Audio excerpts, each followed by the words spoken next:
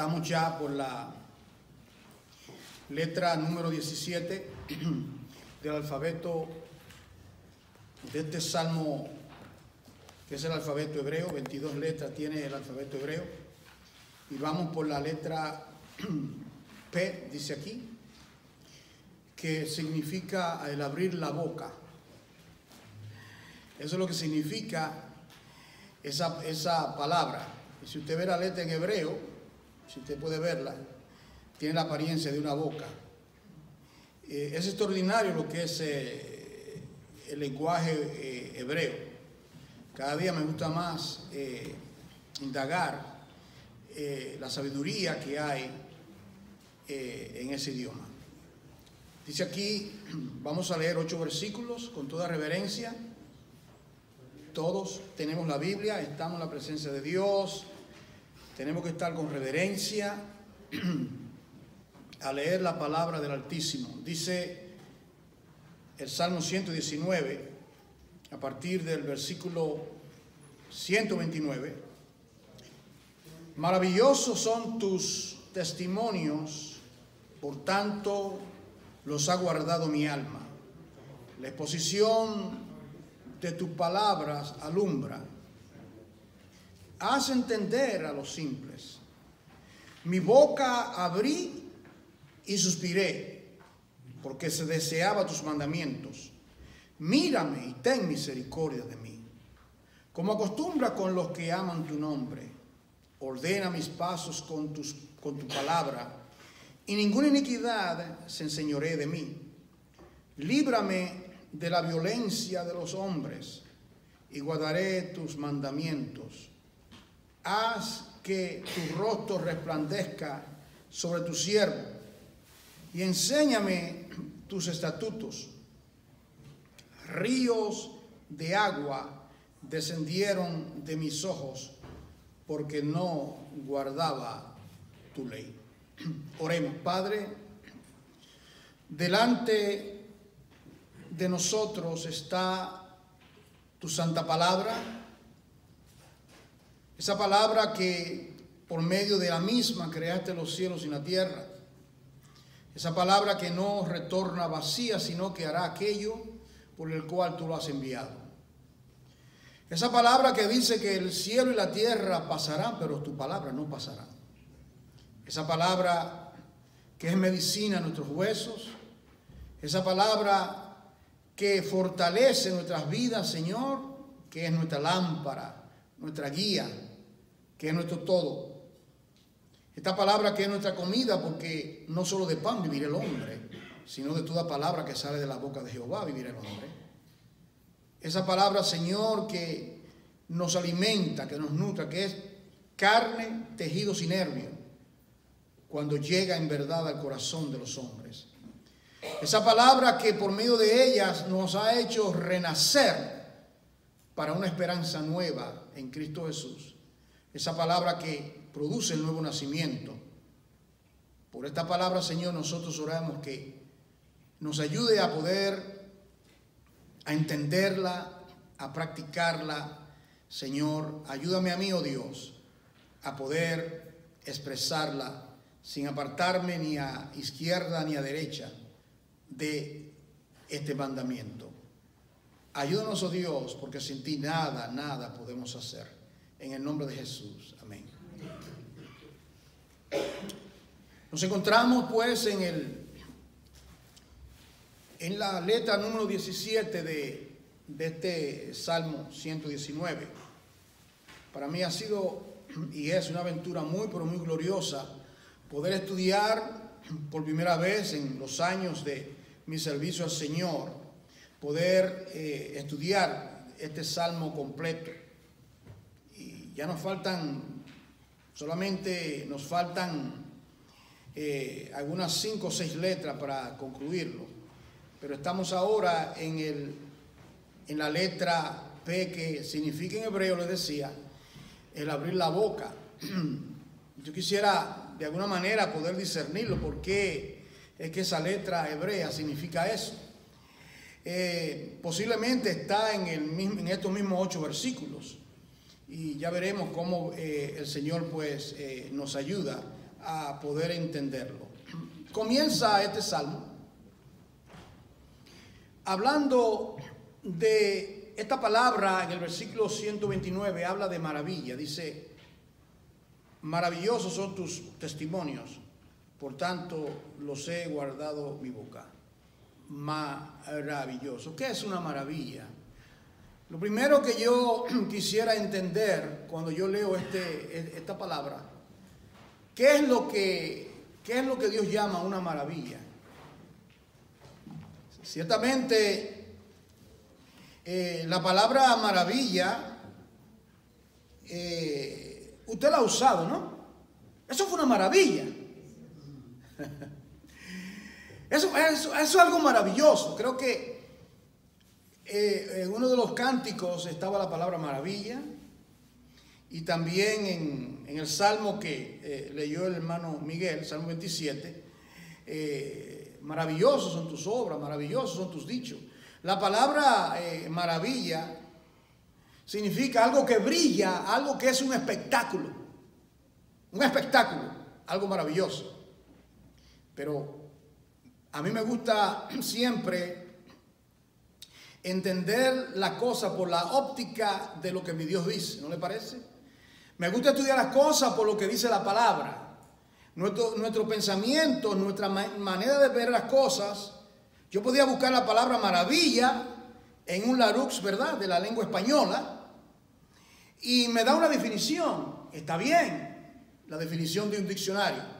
Pero yo tengo mis dudas porque a veces ellos se desvían porque no lo hacen con el entendimiento divino. Entonces yo tengo que ir a la Escritura, y por cuanto la Biblia es su propio intérprete, yo quiero entender lo que Dios llama una maravilla. Entonces, si los dichos, dice aquí que los mandamientos de Dios son maravillosos, los mandamientos de Dios son maravillosos, lo primero que yo me pregunto, y si los mandamientos de nuestro Dios es maravilloso, entonces, ese que da los mandamientos, ¿qué es? Maravilloso. Entonces, en Isaías, en el capítulo 9, Isaías capítulo 9, y le gusta, me puede acompañar, versículo 6. Aquí hay una profecía dada 700 años antes de Jesucristo. Acompáñenme por favor a Isaías capítulo 9.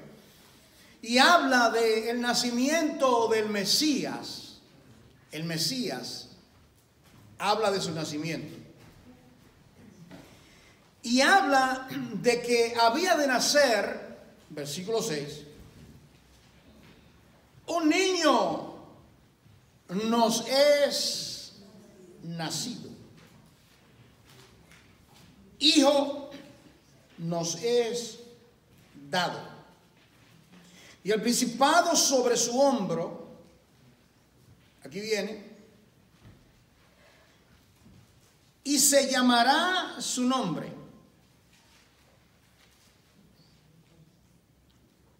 admirable. En inglés dice wonderful, maravilloso, la misma palabra. La palabra admirable, ¿qué es admirable? También significa un milagro. Jesucristo verdaderamente es un milagro, el milagro de los milagros. Su nacimiento fue un milagro, un milagro. Y aquí el Espíritu de Dios se hará sombra, le dijo el ángel a María, la doncella. Quizá tenía algunos 16 años de edad, muy jovencita ella. Y ella se quedó anonadada, ella se quedó sorprendida. Y ella se queda, ¿cómo puede ser esto?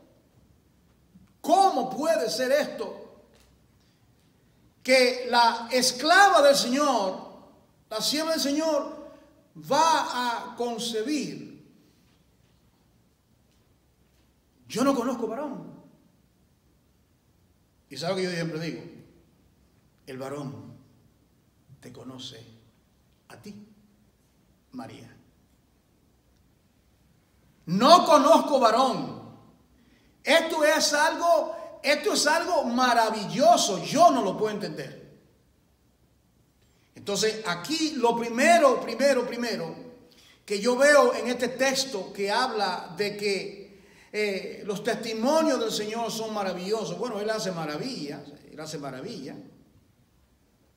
En el Salmo 77, si te pasa al Salmo 77, en el versículo 14, dice lo siguiente, Salmo 77, versículo 14. Tú eres el Dios que hace maravillas. Hiciste notorio a los pueblos tu poder. Tú eres el Dios que hace maravillas. Entonces, si aquel que da los mandamientos y sus dichos son maravillosos, ¿qué tal de aquel que da esos dichos? Él es maravilloso. Dice también el Salmo 136, se pasa conmigo al Salmo 136. Este Salmo, me gusta mucho este Salmo, porque este Salmo repite un estribillo, un tintineo. ¿Cuál es? Porque para siempre es tu misericordia. Porque para siempre es tu misericordia. Y dice aquí, le voy a leer los primeros 4 versículos para que vea a qué me refiero. Y este salmo tiene el encabezamiento diciendo: alabanza por la misericordia eterna de Jehová. Y dice: alabad a Jehová porque Él es bueno, porque para siempre es su misericordia. Alabad al Dios de los dioses, porque para siempre es su misericordia. Alabad al Señor de los señores, porque para siempre es su misericordia. Versículo 4. Al único, bendito sea su nombre, al único que hace grandes maravillas, porque para siempre es su misericordia. Entonces, lo primero que nosotros vemos es que cuando se habla de maravillas, lo primero que tenemos que considerar, si los dichos de la boca de Dios, sus mandamientos, sus preceptos, sus estatutos son maravillosos, como dice Él. Dice: maravillosos son tus testimonios, por tanto los he guardado en mi alma. Son maravillosos, pero ¿quién es que habla de esa maravilla? Bueno, el Dios que es completamente maravilloso. Él es maravilloso. Entonces, yo leía, para que usted vea aquí en el libro de Éxodo, en el capítulo 3 del libro de Éxodo, el Señor había llamado a su siervo Moisés, y él estaba pastoreando las ovejas de su suegro Jetro en el desierto de Madián. Y él vio algo pero tan extraordinario. Él lo había visto muchas veces. Usted sabe que en los desiertos hay fuego. Usted ve, por ejemplo, en California, ¿recuerdan el fuego que acabó con miles y miles de acres? Y Moisés estaba familiarizado con ver que esos arbustos, zarza, el sol le daba tan candente que él había visto eso 40 años pastoreando. ¿Cuántas veces él vio ese fenómeno? Pero esta vez algo acontece que él nunca había visto anteriormente. Y es que cuando él se acerca, él ve esta zarza que está ardiendo. Curioso, Moisés. Y él dice: iré yo a ver esta gran visión. ¿Por qué es que la zarza arde y no se termina de quemar? No se termina de consumir. Y ahí el Señor le habla y le dice que se quite la sandalia de sus pies, porque la tierra que pisa, tierra santa es. Y Dios lo llama a ir al faraón con una comisión. Pero yo quiero que usted vea lo que Dios le dice a él, este Dios que es maravilla, este Dios que es un milagro, este Dios que es resplandor. Y él le dice en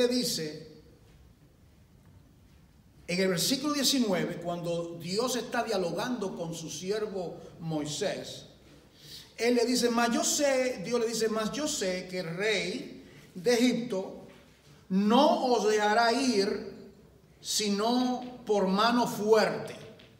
Escuche bien. Yo sé que él no va a hacer lo que yo quiero, sino por mano fuerte. Que eso no se cumple en ninguno de nosotros, que Dios no tenga que apretarnos. ¿Usted me está entendiendo? ¿Usted me entiende?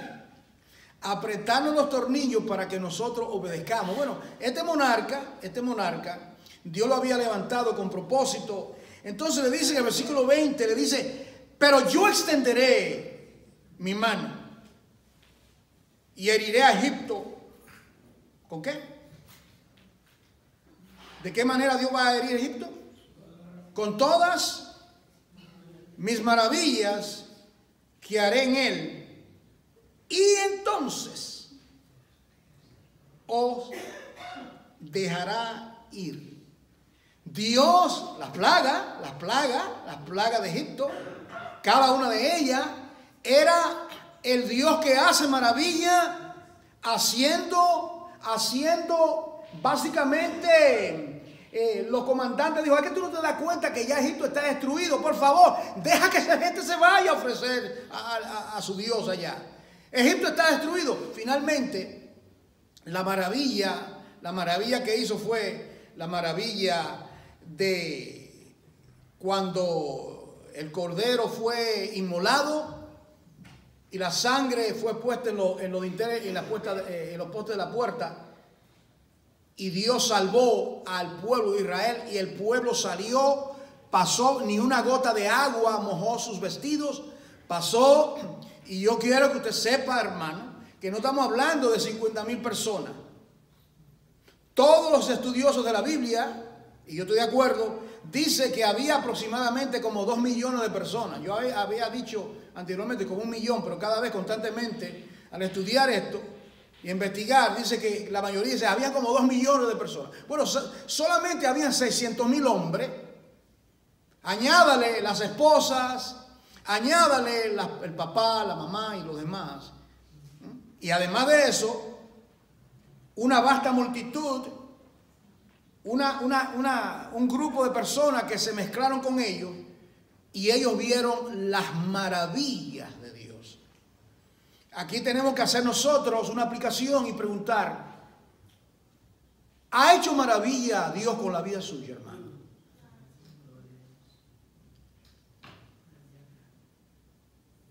¿Ha hecho Dios maravilla con su vida? Una pregunta. No lo puedo contar, que es lo que decía, grandes son sus maravillas, ¿verdad? Grande y poderoso en majestad. Las maravillas que Dios ha hecho con la vida de uno. Bueno, vivamos a la luz de esas maravillas que Dios ha hecho con nosotros. Vivamos nuestras vidas a la luz de esas grandes maravillas. La maravilla de que Dios te permitió vivir, que te cuidó en el vientre de tu mamá. La maravilla de que hasta este momento está vivo. La maravilla de que tienes salud. La maravilla de que tienes alimento. La maravilla de que tienes recursos para comprarte la comida. La maravilla de que tus hijos están saludables. Las maravillas y maravillas y maravillas y maravillas. Pero ¿cuál es la maravilla más grande? Isaías 9:6. Y llamará su nombre una maravilla admirable, Dios con nosotros. El Salvador dentro de nosotros. Cristo es la maravilla de la maravilla dentro de nosotros. Entonces, aquí habla de esa maravilla. Dice, continuamos con el Salmo 119. Dice que ese Dios que es maravilloso, ese Dios que se ha manifestado a través de toda la historia haciendo maravillas. ¿Alguna persona, usted piensa que Dios ha dejado de hacer maravillas? ¿Usted cree que Dios simplemente está sentado en el trono? Esa es la imagen que a veces la gente tiene de Dios. Él está sentado en el trono, ya Él creó el universo, ya Cristo murió por nosotros. Pero ¿sabe cómo probamos que Dios todavía dice? Cristo dijo, yo tengo que terminar la obra. Y mi Padre hasta ahora obra. Es decir que no solamente Dios obró por medio de Cristo para redimirnos del pecado, sino que Dios continúa obrando. Dios continúa mostrando sus maravillas. Dios continúa las maravillas. Este mundo, las galaxias, Dios las sostiene con su poder. Dios sostiene la galaxia, el sol, todo lo creado. Dios todavía está haciendo maravillas cada día en nuestras vidas. Maravilla. La maravilla, ¿sabe cuál fue la primera maravilla que tú viste esta mañana? Que amaneciste vivo.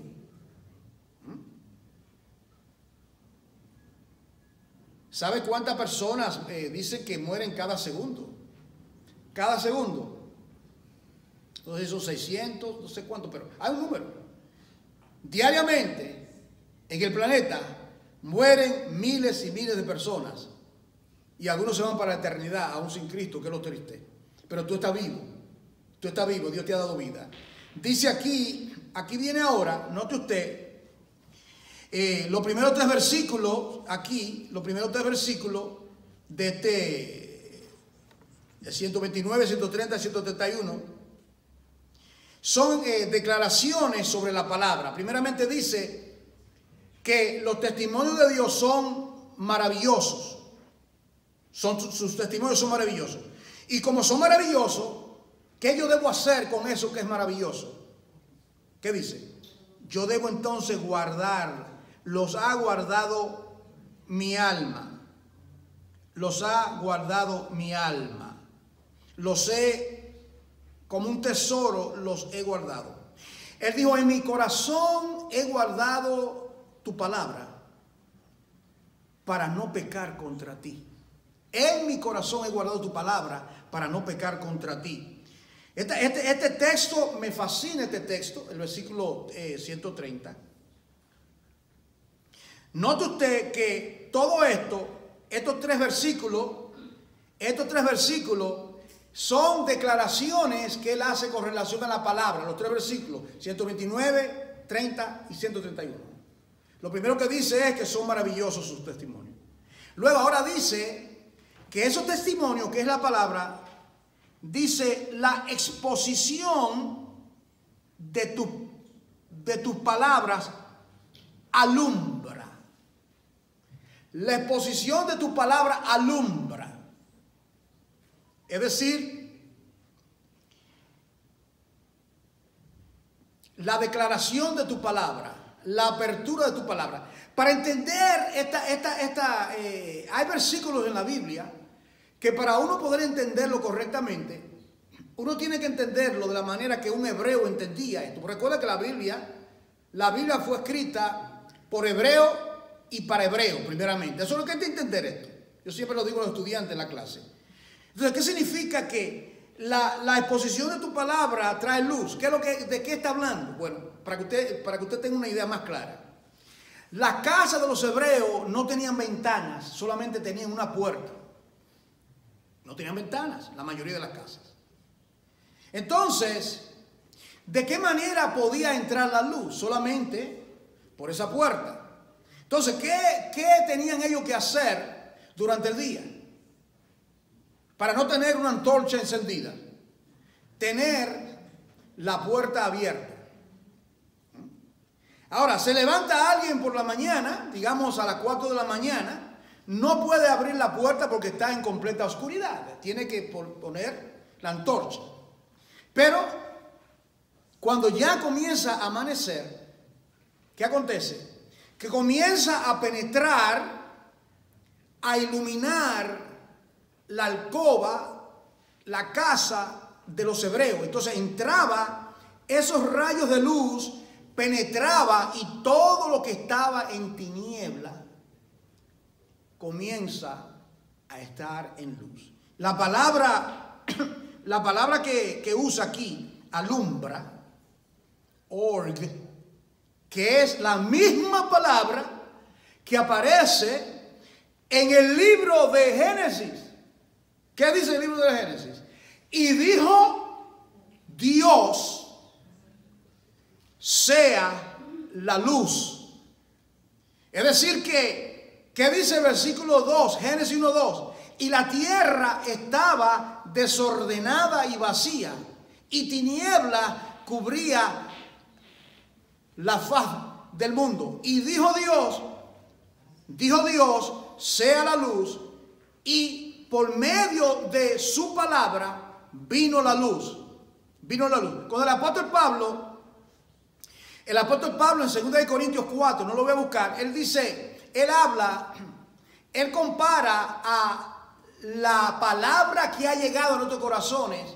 Él dice, y el Dios que hizo que luz resplandeciese en medio de las tinieblas, aludiendo a Génesis 1:3, Él es el que ha hecho, que ha iluminado nuestros corazones en la faz de Jesucristo. En la faz de Jesucristo. Entonces, la misma manera, entonces, el que está en tiniebla necesita luz. Y aquí dice que la manera que, lo segundo que dice aquí, dice, bueno, tus testimonios son maravillosos, pero también esos testimonios, tu palabra, cuando se expone tu palabra, cuando se explica tu palabra, cuando se enseña tu palabra, cuando entra tu palabra por el portal del corazón que está en tiniebla, el nuestro estaba en tiniebla, viene la luz y alumbra y ilumina a nuestro corazón. Amén. Mientras hablo, el Señor trae a mi mente este versículo.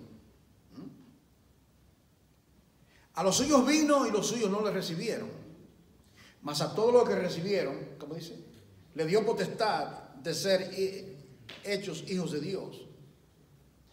La luz venía al mundo. Esa luz verdadera que alumbra a todo el mundo venía. El mundo estaba en tiniebla. Y por medio del milagro de esa luz, Cristo, que es la palabra, viene al mundo y comienza a penetrar a su pueblo, primeramente al pueblo judío. Vino para salvar a su pueblo primeramente y luego a nosotros. Entonces dice aquí, la exposición de tus palabras alumbra. Bueno, ¿y cómo alumbra? ¿Qué hace? Hace entender a los simples. Esa palabra simples es una palabra que aparece en el libro de Proverbios, en el capítulo 1, cuando habla del principio de la sabiduría. Y dice, déjame buscarlo, déjame ver. Proverbios capítulo 1. Los proverbios de Salomón, hijo de David, rey de Israel. ¿Para qué fueron dados los proverbios? ¿Para qué fue dado la palabra? ¿Para qué viene la palabra? Estos proverbios, estos dichos llenos de sabiduría. ¿Para qué? Dice aquí, bueno, propósito, para entender sabiduría y doctrina. Segundo, para conocer razones imprudentes. Tercero, para recibir consejos de prudencia, justicia y equidad. Ahora, conecte esto acá con lo que acabo de decir, del Salmo que habla de los simples. Para dar sagacidad a los simples y a los jóvenes, inteligencia y cordura. Escuchen aquí los jóvenes. La palabra de Dios se ha dado para darte sagacidad a los simples. Y yo busqué la palabra simple. ¿Qué significa simple? Una persona sencilla. Pero esa palabra simple, ser simple, no es bueno ser simple. Porque la palabra simple en hebreo significa que todo lo cree. Que todo lo cree. Por ejemplo, le voy a dar un ejemplo. No sería nadie.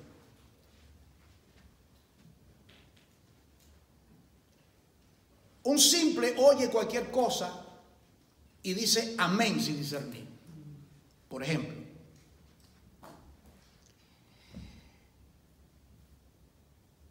yo oí una persona una vez que dijo que él quisiera que Dios tuviese misericordia del diablo. Y alguien dijo, amén. Es una persona simple, porque eso no puede ser. Y luego dijo algo que es bíblico y dijo amén también. No puede discernir. Dijo algo que no es bíblico y dijo amén. Y dijo algo que es bíblico. Ahí sí va el amén.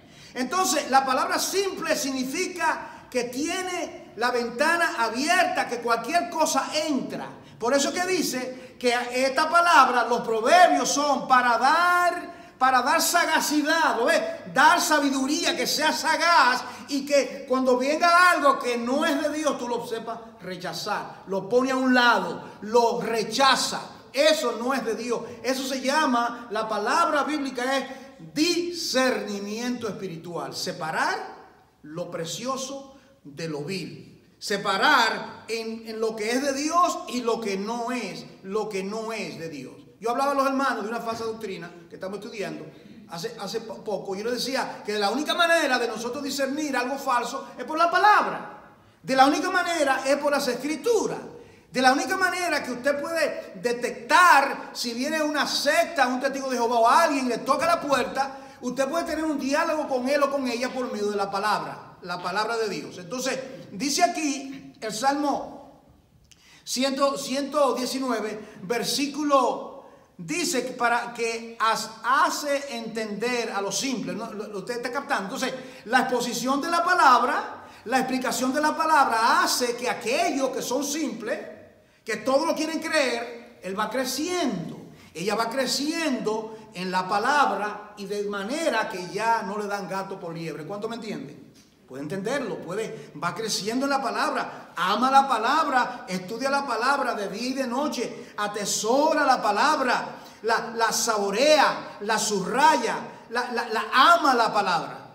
Entonces, dice entonces el versículo 131, dice, lo tercero que dice sobre la palabra, mi boca abriré y suspiré. Mi boca abrí y suspiré. ¿Y por qué? ¿Por qué será salmista? ¿Por qué tú abres la boca?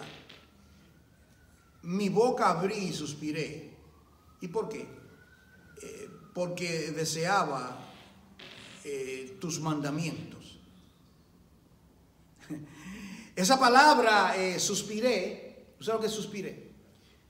Usted le ha dicho, yo tengo deseo de comer tal cosa. Ay, me acuerdo de esto, ¿verdad? Añoramos, y lo primero que hacemos nosotros cuando llegamos a nuestra tierra natal es todos esos antojitos que... Usted entiende lo que estoy hablando, ¿verdad? O somos solamente nosotros. Usted tiene antojo de su pueblo, de su tierra. Si el puertorriqueño quiere comerse, sí, aquí se hacen pasteles, pero lo que hacen en hojas que son buenos. Y si es un dominicano, yo me como un dulce aquí, pero yo voy donde doña Pancha hace un buen dulce de coco, yo suspiro. Bueno, aquí hay alguien que está suspirando, no es por dulce de coco ni por pasteles, está suspirando por la palabra. ¿Suspira usted por la palabra? Usted suspira por la palabra. Es lo mismo, le voy a decir para que usted lo entienda. Como el siervo brama, esa es la idea. El siervo está así, hermano, está sediento. Usted lo ve que está babeando, está corriendo, el cazador lo está persiguiendo y él desea, para poder seguir en el camino, él necesita mojarse y beber. Y cuando encuentra una fuente, se mete en el agua, toma su agua. Eso es lo que significa suspirar, anhelar ardientemente, ardientemente. Dice aquí, mi boca abrí y suspiré, porque yo deseaba tus mandamientos. Mire aquí cuántas peticiones. A partir de ahora usted va a ver cuántas peticiones hay aquí. La primera petición que le hace es, ¿verdad? Le dice, mírame. Mírame. Mírame, no me ignores, mírame. ¿Cuántos saben que el Señor nunca ignora a uno de sus hijos, hermano? ¿Usted sabía eso, verdad? El Señor nunca, nunca, nunca ignora a uno de sus hijos. Ana, antes de Ana salir al templo a pedirle el hijo al Señor, ya Dios la estaba mirando. Elí no podía entender lo que estaba pasando en el corazón de ella. Y ella estaba muy angustiada estaba ella. Y ella le pidió a Dios. Y Dios ciertamente lo miró. La miró y le otorgó la petición de su corazón. Mírame y ten misericordia de mí. Él dice, mira lo que dice el versículo abajo, ya este creyente estaba acostumbrado a que Dios manifestaba su misericordia, porque mira cómo él dice, como acostumbra, ¿con quiénes? Con los que aman tu nombre. Ajá, aquí está. Mírame y ten misericordia de mí. ¿Y sobre quién es que Dios tiene misericordia? Bueno, como acostumbras con los que aman tu nombre. ¿Y quiénes son los que aman tu nombre? Sus hijos y sus hijas. Sus hijas y sus hijos. Dios lo mira y tiene misericordia de cada uno de ellos. Los que aman tu nombre. Yo siempre, hermano, cuando usted vea la palabra nombre, no era... eso llama, no sabemos el escritor aquí, vamos a suponer que es David, la mayoría dicen que es David, pero es que Dios conoce, se llama David, lo que llama, ¿por qué se llama David? Lo que aman tu nombre, bueno, ¿y cuál es el nombre de Dios? El nombre de Dios no es Dios. ¿Cuántos saben eso? El nombre de Dios no es Dios, o sea, Dios, porque Dios, los musulmanes dicen Dios, y es Dios de nosotros, no. Los mormones dicen Dios, o sea, Dios tiene su nombre, ¿usted acuerda? Yahweh, yo soy el que soy, ese es mi nombre. Usted dice en eso, ese es mi nombre, pero Dios no, Dios, no digamos Dios, Él es nuestro Dios, pero Dios tiene su nombre. Entonces, cuando dice lo que aman tu nombre, la palabra nombre en la Biblia significa lo que aman tus atributos, tu naturaleza. La palabra nombre tiene que ver con naturaleza. Quiero dar un ejemplo. Usted ha notado que Dios siempre en la Biblia parece que le cambia nombre a las personas. ¿Usted ha notado eso? No se llamará más tu nombre Abraham, sino Abraham será tu nombre. ¿Por qué? Porque tú vas a ser, o sea, el cambio de nombre implica algo grande en la vida de él. El nombre. Cambiaré tu nombre. Y es interesante que la letra, Dios le añadió al nombre de Abraham la quinta letra del alfabeto hebreo. La mente con sabiduría entiende qué eso significa. ¿Qué? Gracia, porque él iba a ser el padre de las multitudes. Entonces usted analiza el nombre de Abraham, el nombre de Abraham. Y usted ve en la Biblia, yo soy el que soy. Los que aman tu nombre, el nombre de Dios, Yahweh, nosotros decimos Jehová, así está en la Biblia, no se sabe porque no hay vocales en hebreo. Jehová tiene la E, la O y la A. Las vocales en hebreo no hay tal cosa, consonantes, ese sentido. Entonces, pero de ellos hablan como nosotros y se entiende. Y si nosotros conociésemos el lenguaje hebreo, podíamos comunicarnos, pero es un idioma más rico que otros idiomas que uno descubre. Pero entonces el nombre de Dios, la naturaleza de Dios, la palabra yo soy el que soy, significa yo soy el que seré. Yo soy el que siempre ha sido. Es decir, yo soy el primero y el último, el alfa y el omega. El que no tiene principio ni fin. Ese es. Y dice aquí, bueno, ten misericordia de mí como acostumbra a los que aman tu nombre. Por eso usted lo ve en Isaías, y llamará su nombre, ¿no? Eso de nombre, esa palabrita nombre. Nosotros, usted no se ha dado cuenta o quizás no lo entienda, pero Dios nos ha cambiado de nombre. ¿Cómo sabemos eso? ¿Cómo sabemos que el cambio de nombre significa un cambio de naturaleza? ¿Me sigue, hermano? Un cambio de la naturaleza. Pedro, Dios le cambió el nombre. A los hijos del trueno, Dios le cambió. El cambio de nombre significa un cambio de naturaleza. Que somos participantes, 1 Pedro 1, de la naturaleza divina. Somos participantes de la naturaleza divina. Entonces, cuando habla de nombre, es un cambio de naturaleza. Conocer el nombre. Dice aquí, mírame y ten misericordia de mí, como acostumbra con los que aman tu nombre. Aquí viene ahora el versículo 133,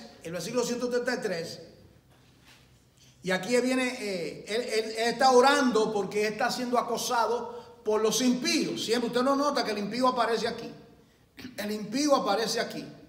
Así que no cree usted, hermano, que en la vida del creyente no va a tener usted obstáculos en su vida. Cosas que quieren ponerle obstáculos en la vida suya. Ciertamente, mire lo que dice aquí. Dice aquí, ordena mis pasos con tu palabra. Oh, cuánto me gusta ese texto a mí. Ordena mis pasos con tu palabra.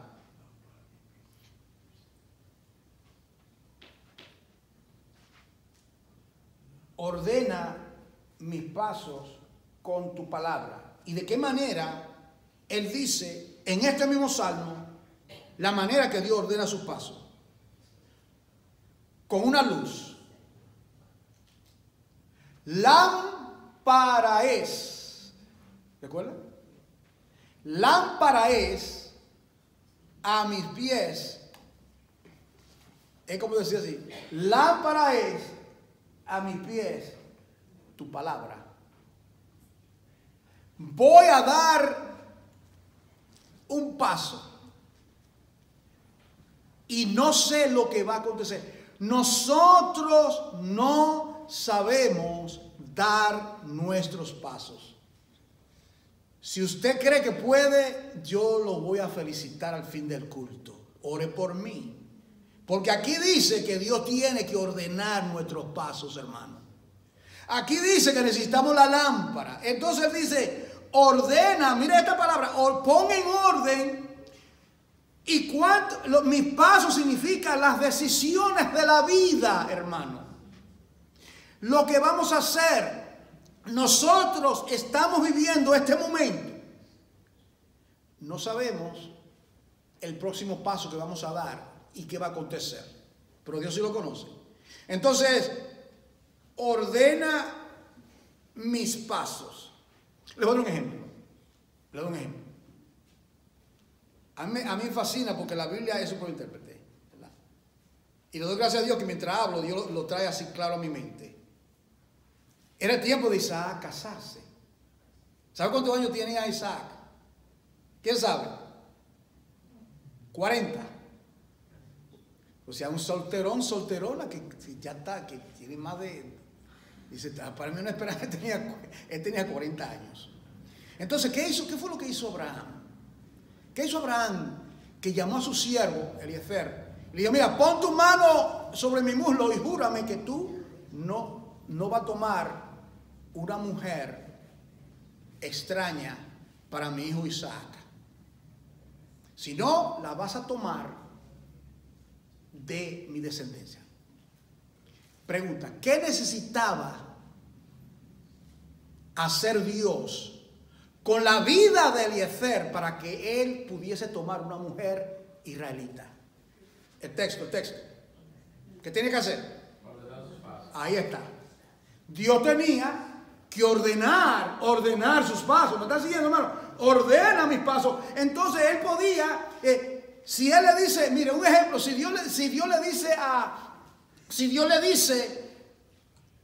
Abraham le dice a Eliezer, mira, mi hijo tiene 40 años.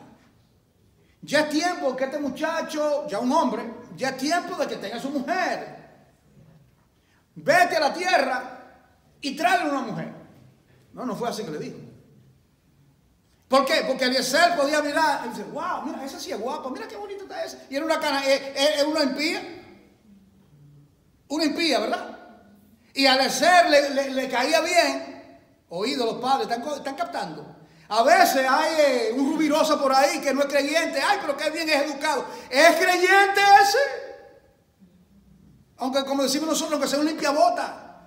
Aunque no tenga recursos, es creyente. Lo más importante es que sea creyente. Eso es lo importante. No que te guste, que te quede bien, que sea así. No, que si es creyente. Entonces, él se va y él ora primero. Usted lee la oración y dice, Señor, y comienza a orar. ¿Qué estaba orando él? Ordena mis pasos. Y dice, mira, Señor, yo me voy a acercar a aquel lugar. Voy a ir allí. Tengo sed. Los animales tienen tanto tiempo sin tomar agua. Yo te pido que a la primera que yo le diga, dame agua, que me diga a mí que me dé agua de beber y que también le diga, te voy a dar también para tu camello y todo el mundo. Que sea esa, la que tú tienes para Dios. Y él va y se acerca. ¿Y qué acontece? Rebeca, qué coincidencia, ¿verdad? ¿Qué coincidencia? No. Eso significa, mira lo que significa eso. Que a la vez que él se está moviendo hacia ese lugar, Dios está moviendo los pasos de Rebeca. ¿Cuánto entienden? Dios tenía que mover, Dios tenía que actuar, mover los pasos de Rebeca, que no viniera otra, porque si viene otra, esa no era, tenía que ser la que me diga esto, esa. Ordena, oh Dios, mis pasos. Ordena mis pasos. Hermano, y en la vida nuestra tenemos que hacerlo. ¿Sabe cuándo pasamos problemas? Cuando nosotros ordenamos nuestros propios pasos. ¿Cuántos han pasado por eso? No levante la mano porque todo el mundo tiene que levantar la mano. Cada uno de nosotros sabemos que cuando nuestros pasos no son ordenados, cometemos errores. ¿Y quién no comete error? ¿Quién no comete error? Todos los vamos a cometer, pero Dios quiere que minimizar, que sean menos los errores que cometemos en la vida, en todas las decisiones. Dice, fíate de Jehová de todo tu corazón y no te apoya en qué, en tu propia prudencia, porque no lo tenemos. El asunto es orar, Señor, mira, voy a tomar esta decisión, Señor, por favor, diré mis pasos sobre esto, sobre lo otro. Mis hijos, mis hijas, quien sea, esta situación, Señor, que estoy, traer eso delante de Dios. Y dice aquí, ordena mis pasos. Y así pasó con la vida de Abraham. Y dice entonces, ordena mis pasos. ¿De qué manera? ¿Cuál es la manera que Dios le va a ordenar sus pasos? Bueno, con su palabra. ¿De qué manera Dios ordena mis pasos? Por medio de las Escrituras. ¿De qué manera Dios va a ordenar tus pasos? Por medio de la palabra de Dios. Entonces tú tienes que conocer la palabra de Dios. En otras palabras, tú vas a decir, va a hacer algo, tiene duda, déjame escudriñar la Escritura a ver si Dios dice algo sobre esto.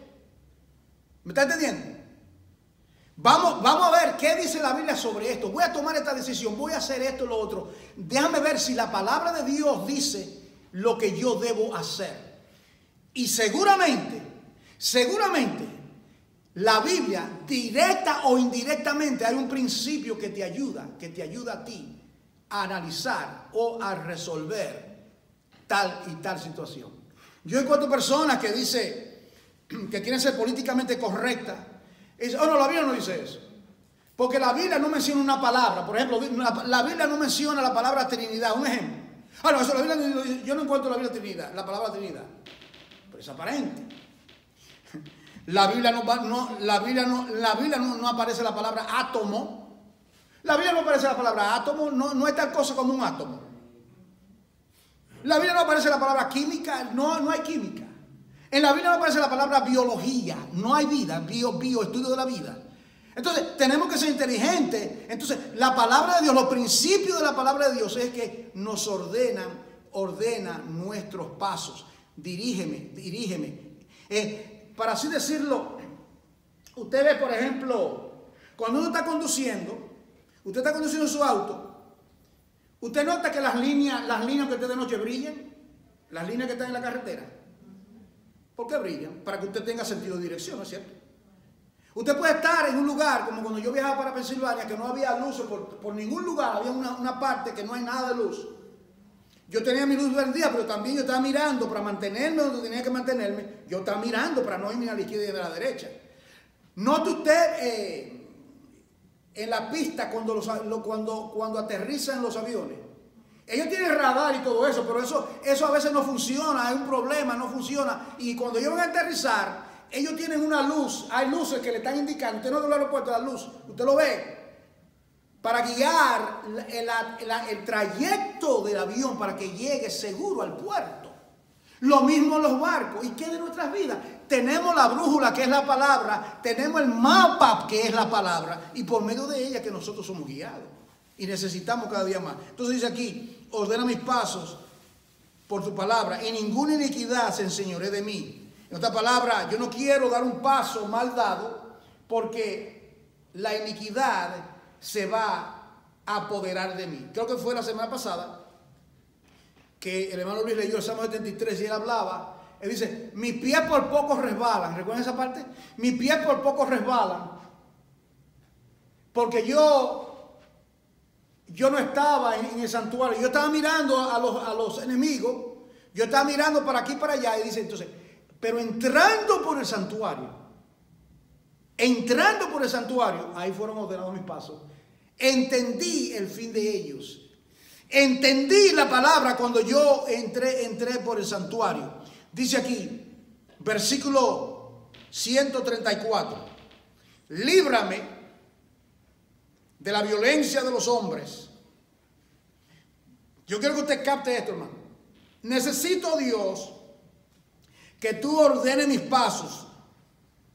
Número uno, porque si tú no ordenas mis pasos, alguna iniquidad se puede enseñorear de mí. Eso es cierto. Segundo, necesito que tú ordenes mis pasos, Señor, para ser librado de la violencia de los hombres. Y si tú ordenas mis pasos, Señor, yo voy a guardar tus mandamientos. Fin del versículo 134. Si tú ordenas mis pasos, yo voy a guardar tus mandamientos. Dice aquí el 135, esta palabra, mire hermano, yo quiero que usted vea esto. Usted ve en el versículo 130, habla de luz, ¿no? Alumbra. Usted lo ve ahí, alumbra. En el versículo 135, él le pide a Dios que haga algo. ¿Qué es lo que le pide? Haz que tu rostro resplandezca sobre tu siervo. ¿Sabes lo que significa eso? Que haz tu rostro resplandezca. Haz que tu favor esté de parte mía. Eso es lo que está diciendo. Favoréceme, Señor. Que tu rostro. Esa es creo que está en número 6. La oración sacerdotal. Y orarás así por Israel. Que Jehová te bendiga y te guarde. ¿Cuántos recuerdan eso? Haga el Señor resplandecer su rostro sobre ti y ponga en ti su shalom, su paz. Con esta oración le dijo Dios a los sacerdotes, van a bendecir a mi pueblo Israel. Que Jehová te bendiga y te guarde. Que Jehová te favorezca. Como dice la palabra, Dios quiere lo mejor para nosotros sus hijos. Tenemos que ser obedientes. Dice aquí, haz que tu rostro resplandezca sobre tu siervo y enséñame. Mira hermano, cuántas veces ahí la palabra enséñame aparece en estos textos. Enséñame tus estatutos. Enséñame tus estatutos. Haz que resplandezca tu rostro. Estoy sin ti, estoy en tinieblas. Haz que la luz resplandezca. Haz que tu rostro resplandezca sobre mí. En el capítulo 24 del libro de Lucas, capítulo 24 del libro de Lucas, habían dos discípulos que estaban caminando de un lugar a otro y ellos se dirigían a un pueblo llamado Emaús. ¿Recuerdan? ¿Cuántos recuerdan eso? En Lucas 24. Estos dos discípulos iban, ya Cristo había resucitado entre los muertos Y el corazón de ellos estaba completamente sobrecargado de tristeza. Y ellos van caminando, están hablando, y el Señor viene. Es que me fascina cómo el Señor procede. Él no viene y dice, ¡ay, yo soy el Señor! Él viene y se acerca a ellos y le dice, ¿y qué plática es la que ustedes, como que no lo sabe todo, ¿verdad? ¿Y qué plática la que ustedes tenéis entre vosotros? Él dice, de Jesús de Nazaret, un varón aprobado. Y nosotros creíamos que iba a ser la esperanza de Israel, que ese era el Mesías que nos iba a quitar de la bota de los romanos, ¿recuerda? Porque ellos esperaban un Mesías que los libertase de la opresión romana. Eso es lo que ellos querían hasta el día de hoy. Ellos querían un Mesías que lo librara. Y por ahí hay unas mujeres que han visto visión de que él resucitó. Y luego dice que se paran. Es más, y ellos comen juntos. Y el Señor le dice, oh tardos de corazón, de creer lo que había sido. No era necesario que el Cristo padeciese y luego subiese en gloria a la diestra del Padre. Y le dice, tardos de corazón para creer las Escrituras. Oiga, tardo para creer, tardo para creer. A Dios no le agrada eso. Tardo para oír, tardo para creer lo que estaba escrito en las Escrituras. Y aquí viene lo glorioso. Cuando es que Dios obra y le trae luz, le trae luz, le trae luz. El Señor hace que su rostro resplandezca sobre esos dos discípulos. Eran verdaderos discípulos, dicho sea de paso. No eran los 12 discípulos, eran otros discípulos que iban a la región de Maús. ¿Y cuándo fue que Dios se les reveló? ¿Alguien se acuerda? ¿Cuándo fue que ellos pudieron ver que era Jesús? Cuando partió el pan. ¿Recuerdan el domingo? Dice, y partiendo el pan. Y cuando partió el pan y lo dio y comieron, dice, y ahí dice claramente, dice, y le abrió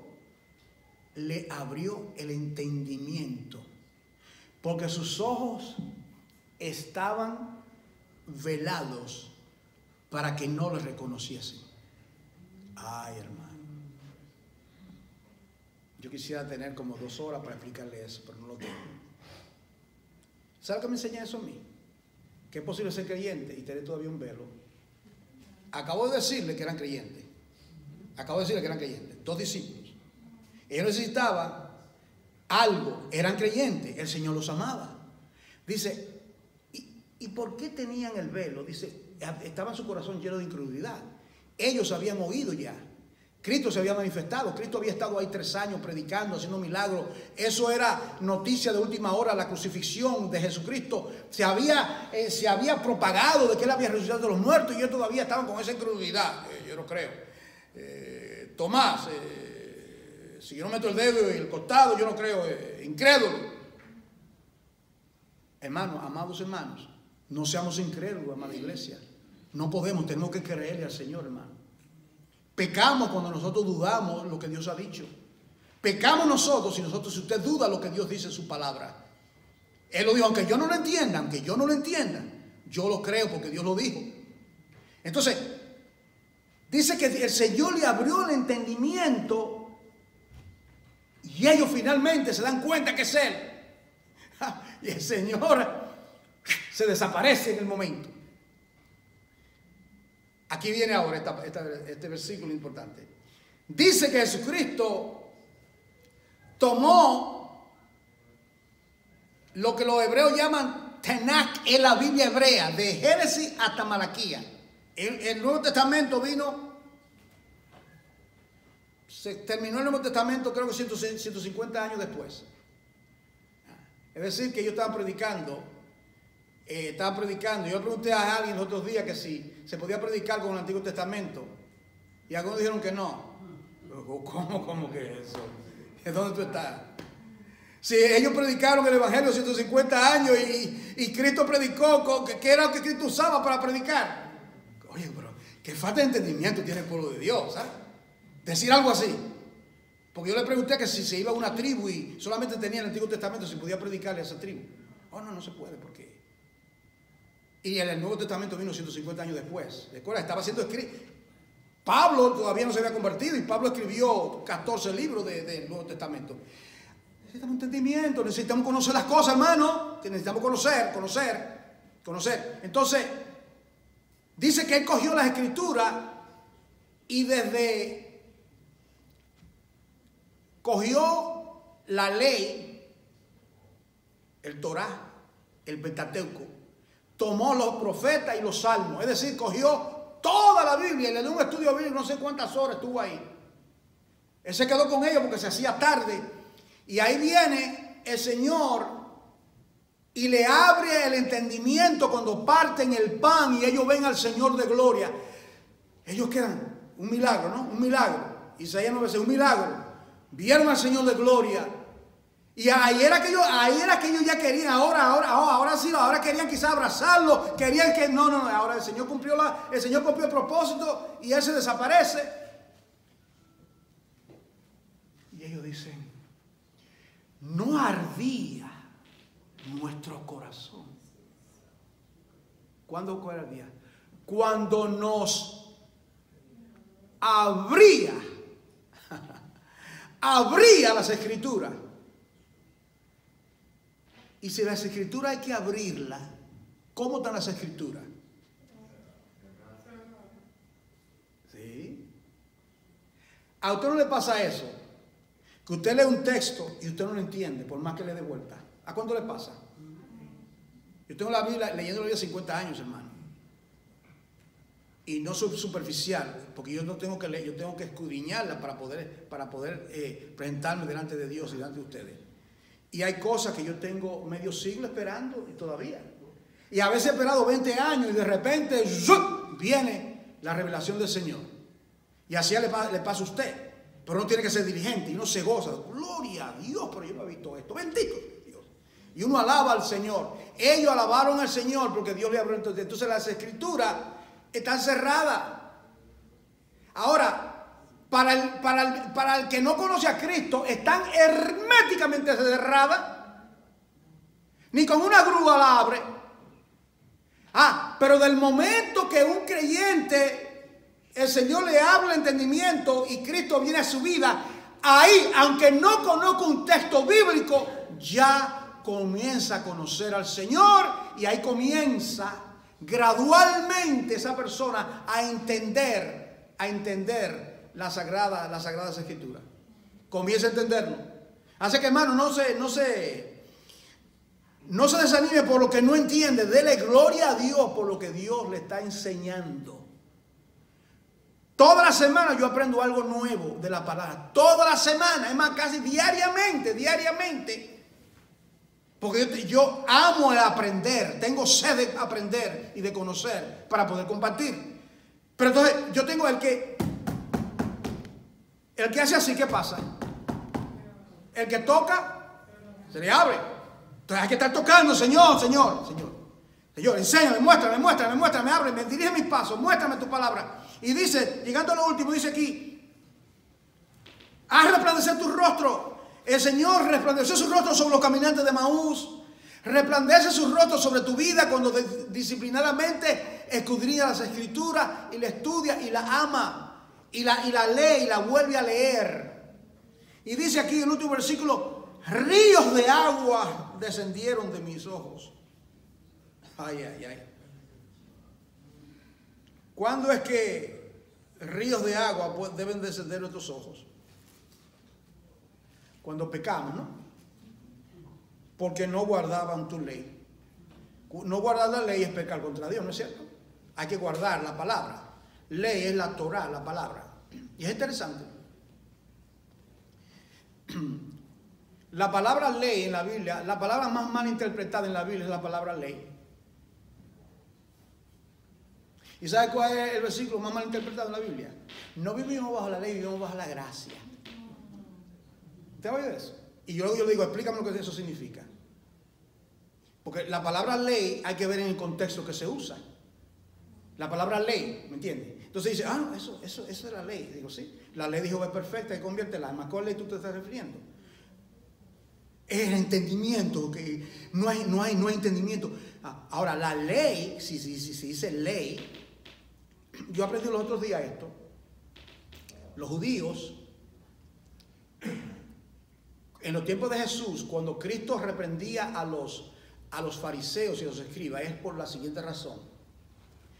Ellos tomaban lo que se llama la ley, y era el Pentateuco, las interpretaciones del Pentateuco, más las costumbres de los judíos, y todo eso equivale a la palabra ley. ¿Cuántos me siguen? Entonces ellos decían ley, y entonces ahí estaba el conflicto.